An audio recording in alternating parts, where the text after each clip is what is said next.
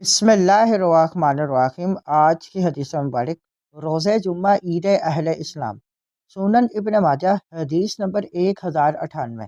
حضرت عبداللہ بن عباس رضی اللہ تعالیٰ عنہما سے روایت ہے کہ سیدنا رسول اللہ صلی اللہ علیہ وآلہ وسلم نے فرمایا، یقیناً روزہ جمعہ کو اللہ تعالیٰ نے مسلمانوں کے لیے عید بنایا، لہذا جو شخص جمعہ پڑھنے آئے تو اسے چاہیے کہ غسل کرے، اگر خوشبو ہو تو وہ بھی لگائے، اور تم مسواک ضرور کیا کرو۔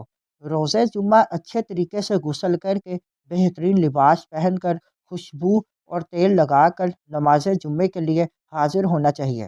خصوصاً رمضان المبارک کا جمعہ نور علی نور ہے۔ ہمیں چاہیے کہ اس روز رمضان میں ہونے والی کوتاہیوں کی صدقے دل سے معافی مانگیں اور آئندہ شریعت پر عمل کرنے کا عہد کریں۔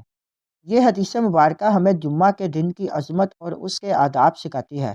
رسول اکرم صلی اللہ علیہ وآلہ وسلم نے فرمایا کہ جمعے کا دن اللہ تعالیٰ نے مسلمانوں کے لیے عید بنایا ہے، یعنی جس طرح عید کے دن ہم خاص اہتمام کرتے ہیں، اسی طرح جمعے کے دن بھی ہمیں خاص تیاری کرنی چاہیے۔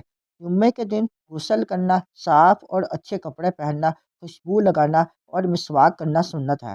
یہ تمام اعمال نہ صرف ظاہری صفائی کا ذریعہ ہیں بلکہ روحانی پاکیزگی کا بھی سبب بنتے ہیں۔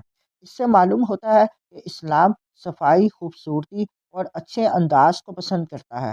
خاص طور پر رمضان المبارک میں آنے والا جمعہ اور بھی زیادہ فضیلت رکھتا ہے۔